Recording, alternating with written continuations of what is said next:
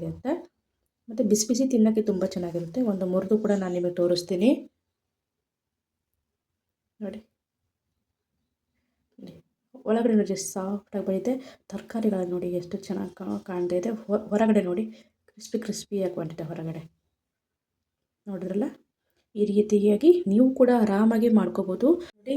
ಮೊದಲು bread sandwich ಮಾಡೋಕ್ಕೆ ಒಂದು ಮಿಕ್ಸಿ ಜಾರನ್ನು ತೊಗೊಂಡಿದ್ದೀನಿ. ಇಲ್ಲಿ ಬ್ರೆಡ್ಡನ್ನು ತೊಗೊಂಡಿದ್ದೀನಿ. ಇದು ಮಾಮೂಲಿ ಬ್ರೆಡ್ಡೇ, ಸ್ವೀಟ್ ಇದೆ ಸ್ವಲ್ಪ. ನಿಮ್ಮ ಹತ್ರ ಪ್ಲೇನ್ ಸಪ್ಪೆ ಬ್ರೆಡ್ ಸಿಗುತ್ತಲ್ಲ, ಅದು ತೊಗೊಂಡ್ರು ಚೆನ್ನಾಗಿ ಬರುತ್ತೆ. ಮನೇಲಿ ಇದ್ದಿತ್ತು, ಇದರಲ್ಲೇ ಮಾಡೋಣ ಅಂತ ಅಂದ್ಕೊಂಡೆ. ತರಕಾರಿಗಳಿದ್ವು, ಅದರಿಂದ ಮಾಡೋಣ ಅಂತ ಅಂದ್ಕೊಂಡಿದ್ದೀನಿ ನೋಡಿ. ಈಗ ಬ್ರೆಡನ್ನು ಒಬ್ಬೊಬ್ರು ಏನು ಮಾಡ್ತಾರೆ, ಇದನ್ನು ತುದಿನ ತೆಗೆದುಬಿಟ್ಟು ಹಾಕ್ತಾರೆ, 4 ಬದಿಗಳನ್ನು ತೆಗೆದು ಹಾಕ್ತಾರೆ. ನಾನೇನು ತೆಗೆದು ಹಾಕೋದಿಲ್ಲ, ಹೀಗೇನೆ ಹಾಕ್ತಿದ್ದೀನಿ. ಒಂದು 4ರಿಂದ 5 ಬ್ರೆಡ್ ತೊಗೊಳ್ಳಿ, ಚೆನ್ನಾಗಿರುತ್ತೆ. ಇದನ್ನು ನಾವು ಗ್ರೈಂಡ್ ಮಾಡ್ಕೊಂಬರ್ಬೇಕು, ಏನೂ ಸೇರಿಸೋದಿಲ್ಲ. ಮತ್ತು ನೀವು ಇದನ್ನು ಎಣ್ಣೆಯಲ್ಲಿ ಬಿಟ್ಟು ಫ್ರೈ ಮಾಡ್ತೀರಾ ಅಂದರೆ ತರಕಾರಿಗಳನ್ನೆಲ್ಲ ಇದ್ರ ಜೊತೆಗೆ ಹಾಕಿಬಿಡಿ. ನೀವೇನು ತರಕಾರಿ ತೊಗೊತೀರಿ ಜೊತೆಗೆ ಹಾಕಿಬಿಟ್ಟು ಸ್ವಲ್ಪ ತರಿಯಾಗಿ ರುಬ್ಕೊಂಬರ್ಬೇಕು. ಮತ್ತು ನೀರು ಹಾಕಿ ರುಬ್ಬೋದಲ್ಲ, ತರಿಯಾಗಿ ಹಾಗೆ ರುಬ್ಕೊಂಬಂದು ಇದನ್ನು ಮಾಡ್ಕೋಬೋದು ನೀವು. ಇಲ್ಲಾಂದರೆ ನೀವು ತವಾ ಫ್ರೈ ಮಾಡ್ತೀರಾ ಅಂದರೆ ನಾನು ತವಾ ಫ್ರೈ ಮಾಡೋದು, ಯಾಕಂದರೆ ಡೀಪ್ ಫ್ರೈ ಮಾಡಿಬಿಟ್ರೆ ಏನಾಗುತ್ತೆ, ಎಣ್ಣೆ ಜಾಸ್ತಿ ಹಿರ್ಕೊಂಡ್ಬಿಡುತ್ತೆ ಅಂತೇಳಿ ನಾನು ತವಾ ಫ್ರೈ ಮಾಡ್ತಿದ್ದೀನಿ. ಅಂದರೆ ಸ್ವಲ್ಪ ಕಡಿಮೆ ಎಣ್ಣೆ ಹಿಡಿಯುತ್ತೆ ಅಂತ. ಇದನ್ನು ಈಗ ನಾನು ಗ್ರೈಂಡ್ ಮಾಡ್ಕೊಂಬರ್ತೀನಿ ನೋಡಿ. ಈ ರೀತಿಯಾಗಿ ಪೌಡ್ರ್ ಆಗಿದೆ. ಬ್ರೆಡ್ ಕ್ರಮ್ಸ್ ಇರುತ್ತಲ್ಲ ನೋಡಿ, ಈ ರೀತಿಯಾಗಿ ಇದನ್ನು ಪೌಡ್ರ್ ಮಾಡ್ಕೊಂಬರ್ಬೇಕು ನೋಡಿ. ಒಂದು 5 ಬ್ರೆಡ್ ಹಾಕಿದ್ರೆ ಎಷ್ಟೊಂದಾಗಿದೆ. ಈ ರೀತಿಯಾಗಿ ಇರಬೇಕಿದು. ಇದು ರೆಡಿಯಾಗಿದೆ. ಒಂದು ಪ್ಲೇಟಲ್ಲಿ ಹಾಕಿ ಇಟ್ಕೊಳ್ಳೋಣ. ಇದನ್ನು ಒಂದು ಬಾಣಲಿ ಇಟ್ಕೊಂಡಿದ್ದೀನಿ. ಈ ಬಾಣಲಿಗೆ ಸ್ವಲ್ಪ ಎಣ್ಣೆ, 1.5 ಸ್ಪೂನ್ ಅಷ್ಟಿದ್ರೆ ಸಾಕು, ಜಾಸ್ತಿ ಬೇಡ, ಇಷ್ಟು ಸಾಕು. ಎಣ್ಣೆ ಬಿಸಿ ಆದಮೇಲೆ ಇದಕ್ಕೆ ತರಕಾರಿಗಳನ್ನು ಸೇರಿಸಿ ಸ್ವಲ್ಪ ಫ್ರೈ ಮಾಡ್ಕೊಳ್ತೀನಿ. ನಾನು ಯಾಕೆ ಫ್ರೈ ಮಾಡ್ಕೊಳ್ತೀನಿ ಅಂತ ಹೇಳಿದ್ರೆ, ನಾನು ಹೇಳಿದ್ದೆ ಫಸ್ಟೇ ನಿಮಗೆ, ಇಲ್ಲಿ ನಾನು ತವಾ ಫ್ರೈ ಮಾಡ್ತಿರೋದು. ಇಲ್ಲಿ ಎಣ್ಣೆಲಿ ಬಿಟ್ಟರೆ ಏನಾಗುತ್ತೆ, ಒಳಗಡೆ ಹಾಕಿರೋ ತರಕಾರಿ ಎಲ್ಲ ಕ್ಲೀನಾಗಿ ಬೇಯುತ್ತೆ. ಅದೇ ನಾವು ತವೆಯಲ್ಲಿ ಫ್ರೈ ಮಾಡೋದ್ರಿಂದ ಒಳಗಡೆ ಎಲ್ಲ ಚೆನ್ನಾಗಿ ಬೇಯೋದಿಲ್ಲ ಒಂದೊಂದು ಸರಿ. ಆದ್ದರಿಂದ ಈ ರೀತಿ ಫ್ರೈ ಮಾಡ್ಕೊಂಡ್ಬಿಟ್ರೆ, ಒಂದು 80 to 90% ಇದನ್ನು ಫ್ರೈ ಮಾಡ್ಕೊಂಡ್ಬಿಟ್ರೆ ನಮ್ಗೆ ಚಿಂತೆ ಇರೋದಿಲ್ಲ. ತವಾ ಫ್ರೈ ಮಾಡಿದ್ರೆ ಒಳಗಡೆ ಚೆನ್ನಾಗಿ ಬೆಂದಿರುತ್ತೆ. ಆದ್ದರಿಂದ ನಾನು ತರಕಾರಿನ ಈ ರೀತಿ ಫ್ರೈ ಮಾಡ್ಕೊಳ್ತೀನಿ. ಸ್ವಲ್ಪ ನಿಮಗೆ ಇಷ್ಟ ಬಂದಾಗ ನೀವು ಮಾಡ್ಕೋಬೋದು. ಹಸಿದು ಬೇಕಾದ್ರೆ ನೀವು ಬ್ರೆಡ್ನ ಪೌಡ್ರ್ ಮಾಡ್ಕೊಬಿಟ್ಟು ಜೊತೆಗೆ ಕೂಡಿಸ್ಬಿಟ್ಟು ಹಾಗೆ ಕೂಡ ಮಾಡ್ಬೋದು ನೀವು. ನಾನು ಈ ರೀತಿ ಮಾಡ್ಕೊತೀನಿ, ಒಳಗಡೆ ಚೆನ್ನಾಗಿ ಬೆಂದಿರಲಿ ಅಂತ ನೋಡಿ. ಎಣ್ಣೆ ಬಿಸಿಯಾಗಿದೆ. ಎಣ್ಣೆ ಬಿಸಿ ಆದಮೇಲೆ ನಾನು ಫಸ್ಟ್ ಇದಕ್ಕೆ ಇಲ್ಲಿ ಕರಿಬೇವು ಸೊಪ್ಪನ್ನು ಸಣ್ಣದಾಗಿ ಕಟ್ ಮಾಡ್ಕೊಂಡಿದ್ದೀನಿ. ಎಲ್ಲ ತರಕಾರಿನ ಸಣ್ಣದಾಗಿ ಕಟ್ ಮಾಡ್ಕೊಂಡಿದ್ದೀನಿ, ತುಂಬ ಚೆನ್ನಾಗಿ ಬರುತ್ತೆ ನೋಡಿ. ಕರಿಬೇವು ಸೊಪ್ಪು ಆದಮೇಲೆ ಇಲ್ಲಿ ನಾನು ಒಂದು ಆನಿಯನ್, ದೊಡ್ಡ ಗಾತ್ರದ ಈರುಳ್ಳಿನ ಅದನ್ನು ಸಣ್ಣದಾಗಿ ಕಟ್ ಮಾಡ್ಕೊಂಡಿದ್ದೀನಿ, ಅದನ್ನು ಕೂಡ ಇಲ್ಲಿ ಹಾಕ್ತಾಯಿದ್ದೀನಿ.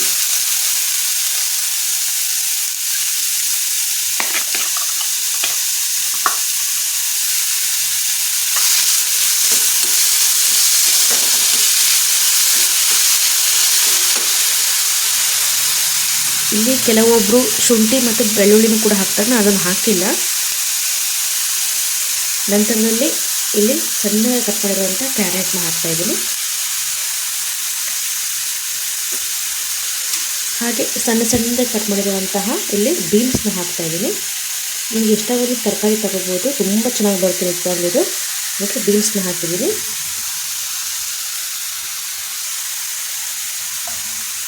ನಂತರ ಮತ್ತೆ ಸಣ್ಣದಾಗಿ ಕಟ್ ಮಾಡಿರುವಂಥ ಇಲ್ಲಿ ಕ್ಯಾಬೇಜ್ ಅಂದರೆ ಎಲೆಕೋಸನ್ನ ಹಾಕ್ತಾಯಿದ್ದೀನಿ.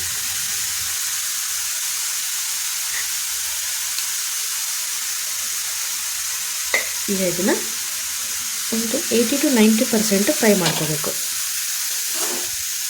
ಜೊತೆಗೆ ಸ್ವಲ್ಪ ಉಪ್ಪನ್ನು ಕೂಡ ಹಾಕಬೇಕಿಲ್ಲಿ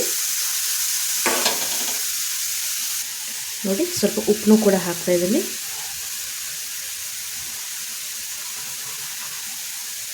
ಈಗ ಚೆನ್ನಾಗಿ ಮಿಕ್ಸ್ ಮಾಡ್ಕೊಳ್ಳೋಣ. ಇದನ್ನು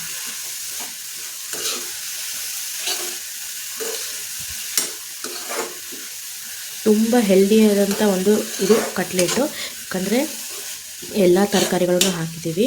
ಮಕ್ಕಳು ತರಕಾರಿ ತಿನ್ನಲ್ಲ ಅಂದರೆ ಈ ರೀತಿ ಮಾಡಿಕೊಟ್ರೆ ಆರಾಮಾಗಿ ತಿಂತಾರೆ. ಯಾಕಂದರೆ ನಾವು ಸಣ್ಣದಾಗಿ ಕಟ್ ಮಾಡಿರೋದ್ರಿಂದ ಒಳಗಡೆ ಏನು ಹಾಕಿದ್ದೀವಿ ಅಂತಲೇ ಗೊತ್ತಾಗೋದಿಲ್ಲ. ಇದು ಚೆನ್ನಾಗಿ ಬೇಯಲಿ. ಇದು ಈಗ ನೋಡಿ ಒಂದು 60% ಬೆಂದಿದೆ. ಈಗ ಇದಕ್ಕೆ ಸ್ವಲ್ಪ ನಾನು ಇಲ್ಲಿ ಖಾರ ಪುಡಿನ ಆ್ಯಡ್ ಮಾಡ್ತಿದ್ದೀನಿ. ನೀವು ಖಾರ ಪುಡಿ ಬೇಡ ಅನ್ನೋರು ಇದಕ್ಕೆ ಸ್ವಲ್ಪ ನೀವು ಚಿಲ್ಲಿನ ಕಟ್ ಮಾಡ್ಕೊಂಡು ಹಾಕ್ಬೋದು, ಅಂತ ಹಸಿಮೆಣಸಿನ್ಕಾಯಿ ಹಾಕ್ಕೋಬೋದು. ಮತ್ತು ನಿಮ್ಗೆ ಗರಂ ಮಸಾಲೆಗಳು ಏನಾದರೂ ಬೇಕಾದರೂ ಹಾಕೋಬೋದು.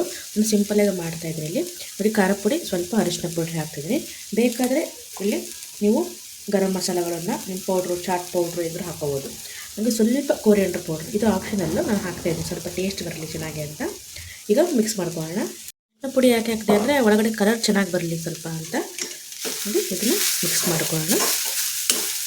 ನೋಡಿ ಎಣ್ಣೆನೂ ಸ್ವಲ್ಪ ಹಾಕಿರೋದ್ರಿಂದ ಖಾಲಿ ಫ್ರೈ ಮಾಡ್ದಂಗೆ ಇದೆ ಅದು. ನೋಡಿ ಕೆಳಗಡೆ ಏನೂ ಇಲ್ಲ, ಒಂಚೂರು ನಿಮಗೆ ಎಲ್ಲೂ ಎಣ್ಣೆ ಕಾಣ್ತಾ ಇಲ್ಲ ಇಲ್ಲಿ. ನೀವು ನಾನ್ ಸ್ಟಿಕ್ಕಲ್ಲಿ ಏನಾರ ಮಾಡ್ತೀರಾ ಅಂದರೆ ಎಣ್ಣೆ ಹಾಕೋ ಅವಶ್ಯಕತೆ ಇಲ್ಲ, ಡೈರೆಕ್ಟಾಗಿ ಹಾಗೆ ಕೂಡ ಮಾಡ್ಕೊಬೋದು ನೀವು ಎಣ್ಣೆ ಹಾಕದೇನೆ.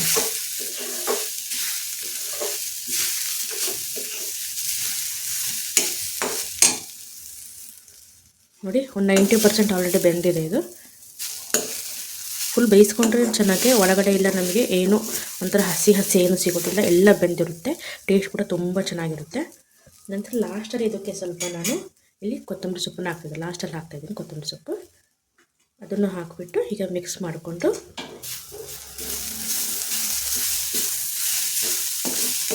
ಇದು ಪೂರ್ತಿ ತಣ್ಣಗಾಗಬೇಕು. ತಣ್ಣಗಾಗಲಿ. ಇಲ್ಲಿ ಈಗ ಇದು ವೆಜ್ಜಿಸ್ದು ರೆಡಿಯಾಗಿದೆ. ಈಗ ಫುಲ್ ತಣ್ಣಗಾಗಬೇಕಿದು. ನೋಡಿ ಏನು ಫ್ರೈ ಮಾಡಿದ್ವಲ್ಲ ತರಕಾರಿ, ಒಂದು ಪ್ಲೇಟಲ್ಲಿ ಹಾಕಿ ನಾನು ಇದನ್ನು ತಣ್ಣಗೆ ಮಾಡ್ಕೊಂಬಂದಿದ್ದೀನಿ. ಅಂದರೆ ಬಾಣಲೆಲ್ಲ ಬಿಟ್ಟರೆ ತುಂಬ ಹೊತ್ತು ಬಿಸಿ ಇರುತ್ತೆ, ದಪ್ಪ ತಳ ಬಾಣಲೆ ಆಗಿರೋದ್ರಿಂದ. ನೋಡಿ ತಣ್ಣಗಾಗಿದೆ. ನಂತರದಲ್ಲಿ ನಾವು ಬ್ರೆಡ್ ಪೌಡ್ರ್ ಏನು ಮಾಡ್ಕೊಂಡಿದ್ವಿ ಅದನ್ನು ಕೂಡ ರೆಡಿ ಇದೆ. ಈಗ ಈ ಮಸಾಲೆನ ಅಂದರೆ ನಾವು ಹುರಿದಿರುವಂತಹ ತರಕಾರಿಗಳನ್ನು ಈ ಬ್ರೆಡ್ಲ್ಲಿ ಹಾಕ್ತಾಯಿದ್ದೀನಿ. ಈಗ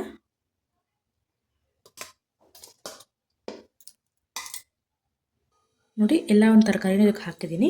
ಈಗ ಇದಕ್ಕೆ 2 ಚಮಚದಷ್ಟು ನಾನು ಇದಕ್ಕೆ ಕಾರ್ನ್ಫ್ಲವರ್ ಹಾಕ್ಕೊಳ್ತೀನಿ. 2 ಚಮಚ ತೊಗೊಳ್ಳಿ, ಜಾಸ್ತಿ ಬೇಡ. 2 ಚಮಚದಷ್ಟು ಕಾರ್ನ್ಫ್ಲವರ್ ಹಾಕ್ಕೊಂಡಿದ್ದೀನಿ. ಇದನ್ನು ಕಲಿಸ್ಬೇಕೀಗ ಚೆನ್ನಾಗಿ. ಇದಕ್ಕೆ ಮತ್ತು ಆಲೂಗಡ್ಡೆ ಹಾಕಿದ್ರೆ ಏನಾಗುತ್ತೆ, ನಮಗೆ ಉಂಡೆ ಕಟ್ಟೋಕ್ಕೆ ಚೆನ್ನಾಗಿ ಬರುತ್ತೆ. ನನಗೆ ಆಲೂಗಡ್ಡೆ ಹಾಕಿಲ್ಲ, ಆದ್ದರಿಂದ ಇದಕ್ಕೆ ಸ್ವಲ್ಪ ನಾವು ನೀರನ್ನ ಮಿಕ್ಸ್ ಮಾಡಿಕೊಂಡು ಒಂದು ಉಂಡೆ ಥರ ಮಾಡ್ಕೋಬೇಕು ಇದನ್ನು. ನೋಡಿ ಫಸ್ಟ್ ಒಂದು ಸರಿ ಮಿಕ್ಸ್ ಮಾಡ್ಕೊಳ್ಳಿ ಎಲ್ಲನೂ. ನೋಡಿ ನೋಡೋಕ್ಕೂ ಎಷ್ಟು ಕಲರ್ಫುಲ್ಲಾಗಿ ಕಾಣ್ತಾ ಇದೆ, ಮತ್ತು ತುಂಬ ಹೆಲ್ದಿ ಕೂಡ. ತರಕಾರಿಗಳು ಹಾಕಿರೋದ್ರಿಂದ ತುಂಬ ಅಂದರೆ ತುಂಬ ಹೆಲ್ದಿ ಇದು. ಬೇಕಾದರೆ ಇದಕ್ಕೆ ಬೇಯಿಸಿದ ಬಟಾಣಿ ಕೂಡ ನೀವು ಹಾಕ್ಕೋಬೋದು. ಬಟಾಣಿ ಹಾಕ್ತೀರಾ ಅಂದರೆ ಅದನ್ನು ಬೇಯಿಸಿ ಹಾಕಬೇಕು ನೀವು, ಹಾಗೆ ಹಾಕೋಕ್ಕೆ ಬರೋದಿಲ್ಲ. ಡೀಪ್ ಫ್ರೈ ಮಾಡ್ತೀರಂದ್ರೂ ಸ್ವಲ್ಪ ಬೇಯಿಸ್ಕೊಳ್ಳಿ, ಚೆನ್ನಾಗಿ ಬರುತ್ತೆ. ಹಾಗೆ ಒಳಗಡೆ ಒಂದೊಂದು ಸರಿ ಬೇಯೋದೇ ಇಲ್ಲ ಅದು. ನೋಡಿ ಈಗ ನೋಡಿ ಕಲರಾಗಿ ಎಷ್ಟು ಚೆನ್ನಾಗಿ ಕಾಣ್ತಾ ಇದೆ ಅಂತ. ನೋಡಿ ಈ ರೀತಿ ಇದ್ದರೆ ಈಗ ಉಂಡೆ ಕಟ್ಟಕ್ಕೆ ಆಲ್ಮೋಸ್ಟ್ ಸ್ವಲ್ಪ ಬರ್ತಾ ಇದೆ. ಆದರೆ ಈಗ ಏನು ಮಾಡೋಣ ಅಂದರೆ ಸ್ವಲ್ಪ ನೀರು ಹಾಕ್ಕೊಂಡು ನಾವು ಇದನ್ನು ಕಲಿಸ್ಕೊಳ್ತಾ ಹೋಗೋಣ. ಜಾಸ್ತಿ ನೀರು ಬೇಡ, ಸ್ವಲ್ಪನೇ ನೀರನ್ನು ಹಿಂಗೆ ಹಾಕ್ತಾ ಇದನ್ನು ಕಲಿಸ್ಕೊಬೋದು. ನೋಡಿ ಈಗ ನೋಡಿ ನೀರು ಹಾಕಿದ್ಕೊಳ್ಳಿ, ನೋಡಿ ಯಾವ ರೀತಿಯಾಗಿ ಉಂಡೆ ಕಟ್ಟಕ್ಕೆ ಬರುತ್ತೆ ಅಂತ. ಈ ರೀತಿಯಾಗಿ ಇರಬೇಕು ಅದು. ನೀವು ಆಲೂಗಡ್ಡೆ ಹಾಕ್ತೀರಾ ಅಂದರೆ ನೀರು ಹಾಕೋ ಅವಶ್ಯಕತೆ ಇರೋದಿಲ್ಲ, ಯಾಕಂದರೆ ಆಲೂಗಡ್ಡೆ ಸ್ವಲ್ಪ ಬೈಂಡಿಂಗ್ ಚೆನ್ನಾಗಿ ಕೊಡುತ್ತೆ. ಅದಕ್ಕೆ ನಾನು ಆಲೂಗಡ್ಡೆ ಬದಲಿಗೆ ಇಲ್ಲಿ ಸ್ವಲ್ಪ ಕಾರ್ನ್ಫ್ಲವರ್ನ ಹಾಕಿದ್ದೀನಿ. ನೀವು ಆಲೂಗಡ್ಡೆ ಹಾಕಿ ಕೂಡ ಕಾರ್ನ್ಫ್ಲವರ್ನ ಹಾಕ್ಬೋದು, ನೋ ಪ್ರಾಬ್ಲಮ್ಮು. ಈ ಕಾರ್ನ್ಫ್ಲವರ್ ಮತ್ತೇನು ಕೊಡುತ್ತೆ ಅಂದರೆ ಚೆನ್ನಾಗಿ ಬೈಂಡಿಂಗ್ ಕೊಡುತ್ತೆ ಮತ್ತು ಕ್ರಿಸ್ಪಿನೆಸ್ ಕೊಡುತ್ತೆ. ಆದ್ದರಿಂದ ಇದು ಕಾರ್ನ್ಫ್ಲವರ್ನ ತುಂಬ ಜನ ಹಾಕ್ತಾರೆ. ಜಾಸ್ತಿ ಏನು ಹಾಕಲಿಲ್ಲ, ಸ್ವಲ್ಪನೇ 2 ಸ್ಪೂನ್ ಹಾಕಿದ್ದೀನಿ ಅಷ್ಟೇ. ಇವಾಗ ನೋಡಿ ಯಾವ ರೀತಿಯಾಗಿ ಬರ್ತಾಯಿದೆ, ಉಂಡೆ ಥರ ಬರ್ತಾಯಿದೆ. ಇದನ್ನು ಕ್ಲೀನಾಗಿ ನಾವು ಕಲಿಸ್ಕೊಂಬರ್ಬೇಕು. ಸ್ವಲ್ಪ ನೀರು ಹಾಕ್ತಾ ಇದನ್ನು ಕಲಿಸ್ಕೊಂಬರೋಣ. ಹಾಗೆ ಉಪ್ಪು ನೋಡ್ಕೊಳ್ಳಿ, ಉಪ್ಪು ಬೇಕು ಅನಿಸಿದ್ರೆ ಉಪ್ಪು ಇದೇ ಟೈಮಲ್ಲಿ ನೀವು ಸೇರಿಸ್ಕೋಬೋದು. ಈಗ ನೋಡಿ ಈ ರೀತಿಯಾಗಿ ಕಲಿಸ್ಕೊಂಡಿದ್ದೀನಿ. ನೋಡಿ ಆಲೂಗಡ್ಡೆ ಹಾಕಿಲ್ಲ ಅಂತ ಅನಿಸೋದಿಲ್ಲ, ಮತ್ತು ನೋಡಿ ಕಲರ್ಫುಲ್ಲಾಗಿ ಎಷ್ಟು ಚೆನ್ನಾಗಿ ಬಂದಿದೆ. ತರಕಾರಿಗಳನ್ನು ಫ್ರೈ ಮಾಡಿ ಹಾಕಿರೋದ್ರಿಂದ ಬೆಂದಿಲ್ಲ ಅಂದರೂ ನಿಮಗೆ ಏನೂ ಚಿಂತೆ ಇಲ್ಲ. ಅಂದರೆ ಚೆನ್ನಾಗಿ ಫ್ರೈ ಮಾಡೋಕ್ಕಾಗಿಲ್ಲ ಅಂದರೂ ಚಿಂತೆ ಇಲ್ಲ ನೀವು. ಮತ್ತು ನೀವು ಓವನಲ್ಲಿ ಏನಾದ್ರು ಮಾಡ್ತೀರಾ ಅಂದರೆ ಬಟರ್ ಪೇಪರ್ನ ಇಟ್ಬಿಟ್ಟು ಈ ಥರ ಉಂಡೆ ನಿಮಗೆ ಯಾವ ಶೇಪ್ ಬೇಕು ಆ ಶೇಪಲ್ಲಿ ನೀವು ಶೇಪ್ನ ಕೊಟ್ಬಿಟ್ಟು ಸಣ್ಣ ಉಂಡೆ ಮಾಡ್ಕೊಂಡ್ಬಿಟ್ಟು ಶೇಪ್ನ ಕೊಟ್ಬಿಟ್ಟು ಅದಕ್ಕೆ ಮೇಲಿನ ಸ್ವಲ್ಪ ಎಣ್ಣೆನ ಅಥವಾ ನೀವು ತುಪ್ಪ ಬಳಸ್ತೀರ ಅಂದರೆ ತುಪ್ಪನ ಸವರ್ಬಿಟ್ಟು ಇದನ್ನು ಇಟ್ಟರೆ ಆಯಿತು. ನೀವು ಇದರಲ್ಲಿ ಇಡ್ತೀರಾ ಅಂದರೆ ಓವನಲ್ಲಿ ಇಡ್ತೀರಾ ಅಂದರೆ, ತವಾ ಫ್ರೈ ಮಾಡ್ತೀರಾ ಅಂದರೆ ನಿಮ್ಗೆ ಇಷ್ಟ ಬಂದಂಗೆ ಶೇಪ್ ಕೊಡ್ಬೋದು. ಸಣ್ಣದಾಗೂ ಮಾಡ್ಕೊಬೋದು, ದೊಡ್ಡದಾಗೂ ಮಾಡ್ಬೋದು. ನೋಡಿ ಈಗ ಇದನ್ನು ಶೇಪ್ ಕೊಟ್ಕೊಂಬರೋಣ ಒಂದು. ಈಗ ನೋಡಿ ಕೈಗೆ ಸ್ವಲ್ಪ ಎಣ್ಣೆನ ಹಚ್ಕೊಳ್ತಾ ಇದ್ದೀನಿ, ಯಾಕೆಂದರೆ ಕೈಗೆ ಅಂಟ್ಕೊಬಾರ್ದಲ್ವ, ಅದರಿಂದ ಕೈಗೆ ಸ್ವಲ್ಪ ಎಣ್ಣೆನ ಹಚ್ಕೊಂಡು ನಂತರ ನಾವು ಮಾಡಿರೋದು ಕಲಸಿಟ್ಟಿದ್ವಲ್ಲ ಅದನ್ನು ತೊಗೊಂಡು ನಿಮಗೆ ಯಾವ ಶೇಪಲ್ಲಿ ಬೇಕೋ ಆ ಶೇಪಲ್ಲಿ ಮಾಡ್ಕೊಬೋದು. ನಾನಿಲ್ಲಿ ಮಾಮೂಲಿ ಶೇಪಲ್ಲೇ ಮಾಡ್ಕೊತೀನಿ, ರೌಂಡ್ ಇದೆಲ್ಲ ಮಾಡ್ಕೊಳ್ತೀನಿ. ನೋಡಿ ಯಾವ ಶೇಪಲ್ಲಿ ಬೇಕೋ, ಎಷ್ಟು ತೆಳ್ಳಗೆ ಬೇಕೋ ಅಷ್ಟು ತೆಳ್ಳಗೆ ಮಾಡ್ಕೊಬೋದು. ಜಾಸ್ತಿ ದಪ್ಪ ಕೂಡ ಮಾಡೋಕ್ಕೋಗ್ಬೇಡಿ, ತೆಳ್ಳಗೆ ಮಾಡಿದ್ರೆ ಕ್ರಂಚಿಯಾಗಿ ಚೆನ್ನಾಗಿ ಬರುತ್ತೆ ಒಳಗಡೆ ಎಲ್ಲ. ನೋಡಿ ಸ್ಕ್ವೇರ್ ಬೇಕಾದ್ರೆ ಸ್ಕ್ವೇರ್, ರೌಂಡ್ ಬೇಕಾದ್ರೆ ರೌಂಡು. ನೋಡಿ ಕಲರ್ ನೋಡಿ ಯಾವ ರೀತಿಯಾಗಿ ಕಾಣ್ತಾ ಇದೆ ಅಂತ. ಮತ್ತು ಮಕ್ಕಳು ಕೂಡ ಇಷ್ಟಪಟ್ಟು ತಿಂತಾರೆ. ತರಕಾರಿಗಳನ್ನು ಆಲ್ಮೋಸ್ಟ್ ಈ ಥರ ಮಾಡಿ ತಿನ್ನಿಸ್ಬೋದು ಮಕ್ಕಳಿಗೆ. ನೋಡಿ ಎಲ್ಲನೂ ಇದೇ ರೀತಿಯಾಗಿ ಇದೇ ಶೇಪೇ ಕೊಡ್ತೀನಿ, ನಾನು ಬೇರೆ ಏನು ಶೇಪ್ ಕೊಡ್ತಾಯಿಲ್ಲ. ಡೀಪ್ ಫ್ರೈ ಮಾಡ್ತೀನಿ. ನೀವು ಡೀಪ್ ಫ್ರೈ ಮಾಡ್ತೀರಾ ಎಣ್ಣೆ ಒಳಗೆ ಅಂತ ಹೇಳಿದ್ರೆ ನೀವು ಡೈರೆಕ್ಟಾಗಿ ಎಣ್ಣೆ ಬಿಸಿ ಮಾಡಿಬಿಟ್ಟು ಎಣ್ಣೆಲಿ ಬಿಟ್ಟರೆ ಆಯಿತು.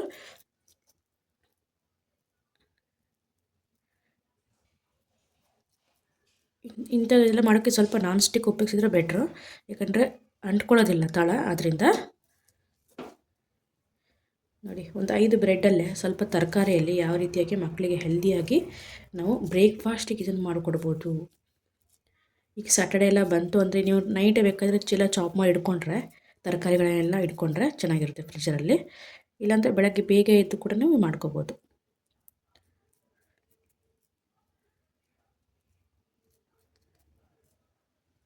ಈ ರೀತಿ ಮಾಡಿಬಿಟ್ಟು ನಂತರದಲ್ಲಿ ಇದನ್ನು ನೀವು ಸ್ವಲ್ಪ ಕಾರ್ನ್ಫ್ಲವರ್ನ ನೀರಲ್ಲಿ ಹಾಕಿ ಅದನ್ನು ಮಿಕ್ಸ್ ಮಾಡ್ಕೊಂಡು ನೀರು ಥರ ಮಾಡ್ಕೊಳ್ಳಿ. ನಂತರ ಕಾರ್ನ್ಫ್ಲವರ್ಲಿ ಈ ಥರ ಎದ್ದುಬಿಟ್ಟು ನೀವು ಬ್ರೆಡ್ ಕ್ರಮ್ಸಲ್ಲಿ ಮತ್ತೊಂದು ಸಲ ಈ ಥರ ಉಳ್ಳಾಡಿಸ್ಬಿಟ್ಟು ಎಣ್ಣೆಲಿ ಬಿಟ್ಬಿಟ್ರೆ ಅದೂ ತುಂಬ ಸೂಪರಲ್ಲಿ ಬರುತ್ತೆ. ನಾನು ಆ ರೀತಿ ಏನು ಮಾಡ್ತಾಯಿಲ್ಲ, ಸಿಂಪಲ್ಲಾಗಿ ಈ ರೀತಿಯಾಗಿ ಎಲ್ಲನೂ ಮಾಡ್ಕೊಂಬರ್ತೀನಿ ನಾನು. ನೋಡಿ ಒಂದು 5 ಬ್ರೆಡ್ಡು ತರಕಾರಿಲಿ ಇಷ್ಟು ನಾನು ಟಿಕ್ಕೀಸ್ ರೆಡಿ ಮಾಡಿದ್ದೀನಿ. ತುಂಬ ಸೂಪರಾಗಿ ಕೂಡ ಕಾಣ್ತಾ ಇದೆ ಅಲ್ವಾ. ಇದನ್ನು ನಾವು ಈಗ ಒಂದು ಪ್ಯಾನಲ್ಲಿ ಬಿಸಿ ಮಾಡ್ಕೊಳ್ಳೋಣ. ನೋಡಿ ಫ್ರೈಯಿಂಗ್ ಪ್ಯಾನ್ ಬಿಸಿಯಾಗಿದೆ. ಇದಕ್ಕೆ ನೀವಿಲ್ಲಿ ತುಪ್ಪ ಬೇಕಾದರೂ ಬಳಸ್ಕೋಬೋದು, ಎಣ್ಣೆ ಬೇಕಾದರೂ ಬಳಸ್ಕೋಬೋದು. ನಾನು ಇಲ್ಲಿ ಎಣ್ಣೆನೇ ಒಂದು 3 ಟೇಬಲ್ ಸ್ಪೂನ್ ಹಾಕಿದ್ದೀನಿ. ಸಣ್ಣದು ಟೇಬಲ್ ಸ್ಪೂನ್, ದೊಡ್ಡದಲ್ಲ. ಇದನ್ನು ಈಗ ಸ್ಪ್ರೆಡ್ ಮಾಡ್ಕೋಬೇಕು ನಾವು ಎಲ್ಲ ಕಡೆಯೂ, ಯಾಕಂದರೆ ಎಲ್ಲ ಒಂದು ಇದಕ್ಕೂ ತಾಗಬೇಕಲ್ವ. ಇದನ್ನು ಸ್ಪ್ರೆಡರನ್ನು ತೊಗೊಂಬರ್ಬೇಕು ನಾನು. ನೋಡಿ ಈಗ ಪ್ಯಾನ್ ಕೂಡ ಬಿಸಿ ಆಗಿದೆ. ಬಿಸಿ ಆದಮೇಲೆ ಇಡಿ, ಇಲ್ಲಾಂದರೆ ಅಂಟ್ಕೊಂಡ್ಬಿಡುತ್ತೆ ಕೆಳಗಡೆ. ಈಗ ಮಾಡಿರುವಂಥ ಬ್ರೆಡ್ ಇದು ಮಾಡಿದ್ವಲ್ಲ ನಾವು ಟಿಕ್ಕೀಸ್ನ, ಅದನ್ನು ಈಗ ನಿಧಾನವಾಗಿ ಇಡ್ತಾ ಹೋಗೋಣ. ಸ್ವಲ್ಪ ಬಿಸಿ ಆಗಬೇಕು, ಹಾಗೆ ತಣ್ಣಗಿರುವಾಗ ಇಡಬೇಡಿ. ನಿಮಗೆ ಯಾವ ಸೈಜಲ್ಲಿ ಬೇಕು ಅಂತ ನೋಡಿಕೊಂಡು ಮಾಡ್ಕೊಳ್ಳಿ. ನೀವು ಶೇಪಲ್ಲಿ ಬೇಕು, ಯಾವ ಶೇಪಲ್ಲಿ ಬೇಕು ಅಂತ ನೋಡ್ಕೊಂಡು ಮಾಡ್ಕೋಬೋದು. ಈಗ ನಿಧಾನವಾಗಿ ಇದನ್ನು ಹೀಗೆ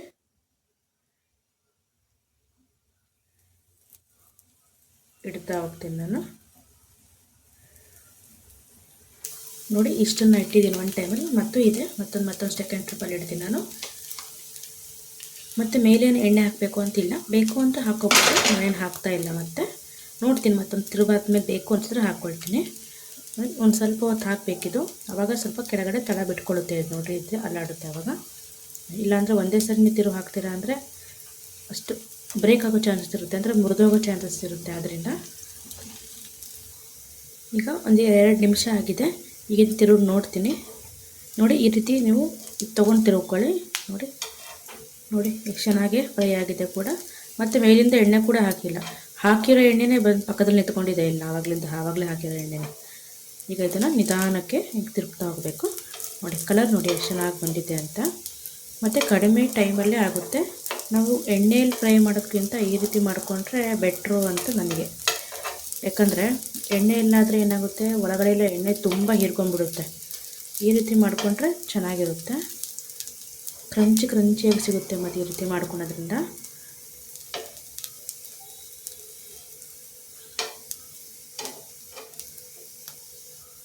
ನೋಡಿ ಮತ್ತೆ ಒಂದು 2 ಸರಿ ಹಿಂದೆ ಮುಂದೆ ತಿರುಗಿ ಹಾಕೋಣ.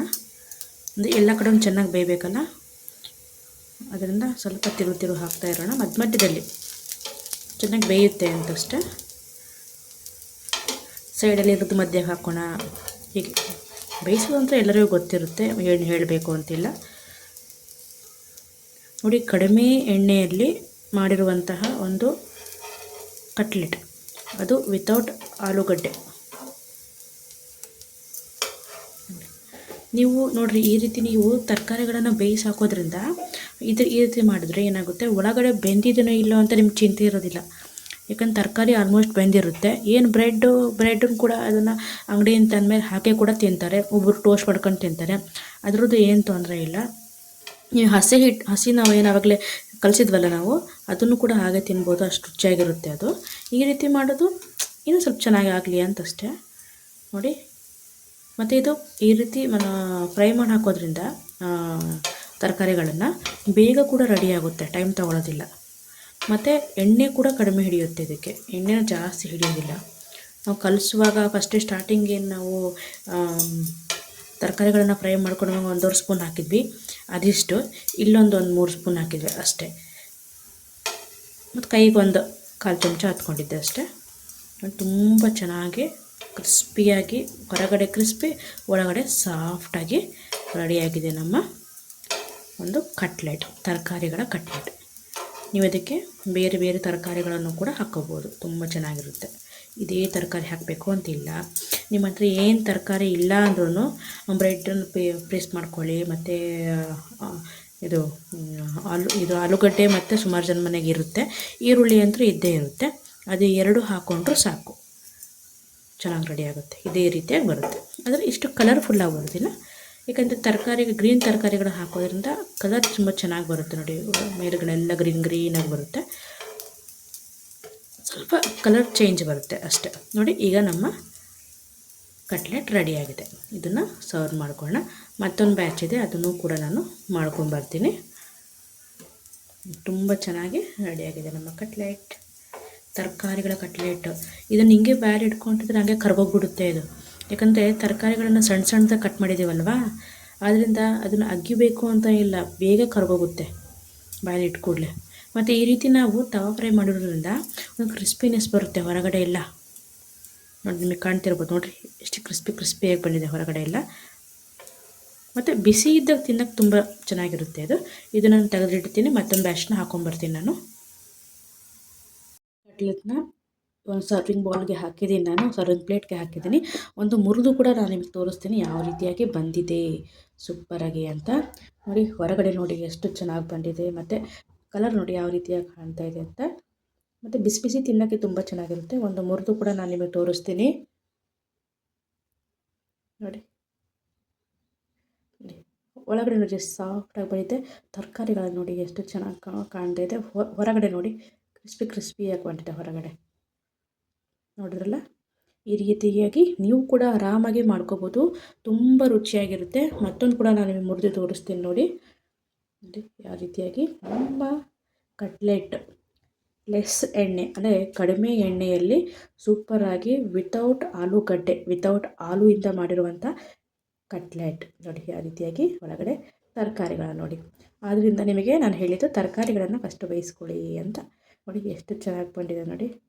ಇದನ್ನು ಮಕ್ಕಳು ಲಂಚ್ ಬಾಕ್ಸ್ ಹಾಕಿದರೆ ನಾವೇನೋ ಹೆಲ್ದಿ ಕಟ್ಟಿದ್ದೀವಿ ಲಂಚ್ ಬಾಕ್ಸಿಗೆ ಅಂತ ನಮಗೂ ಕೂಡ ಒಂದು ತೃಪ್ತಿ ಇರುತ್ತೆ. ಆದ್ದರಿಂದ ಈ ರೀತಿಯಾಗಿ ಮಕ್ಕಳಿಗೆ ನೀವು ಮಾಡಿಕೊಡ್ಬೋದು. ಹಾಗೂ ನಮ್ಮ ಚಾನಲ್ ನೋಡೋರ ದಯವಿಟ್ಟು ಸಬ್ಸ್ಕ್ರೈಬ್ ಮಾಡೋದನ್ನು ಮರಿಬೇಡಿ. ಹಾಗೂ ವಿಡಿಯೋ ನೋಡಿದ್ದಕ್ಕೆ ಥ್ಯಾಂಕ್ ಯು. Bye bye.